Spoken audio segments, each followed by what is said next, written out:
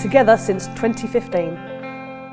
I first got involved with Saracens because my partner Jason is a big fan. I was quite a reluctant fan, very much being dragged along to matches in the early days when it was cold and not really understanding much about the game. I think our first match was probably in either a Wembley match or one of the big double-header matches. It was much more about the social aspect for me, so there was a lot of people, there was a lot of fan zones, and I really enjoyed that. And that's sort of what made me enjoy the game more and more. These days I can tell you when every home game is, when every away game is. I can tell you every player's name. We now have a core group of 20 of us that meet up before games and after games in this place in Mill Hill. It's grown into part of my life now as opposed to just being something that I do or did.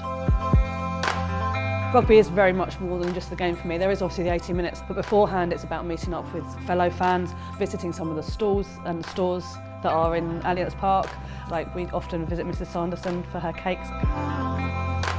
I find Allianz Park really friendly and really inclusive as a venue. It's not just about the rugby. The very fact that kids can go on the pitch afterwards is brilliant. The players can walk around when they're not playing or they're not on the bench. They just walk around and you can meet them. It just makes it very inclusive.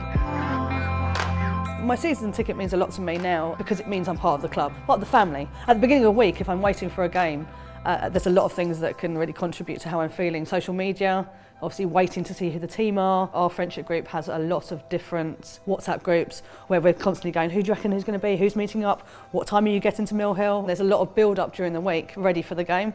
That makes you feel a little bit more excited about what's going on. To sum up a game at Saracens is difficult because I think you really do have to just come and enjoy it. I took a friend of mine and I found myself waxing lyrical about everything that was going on. It is very different from what you might expect, and it's all inclusive and it's not just about the game, it's about the social aspect as well.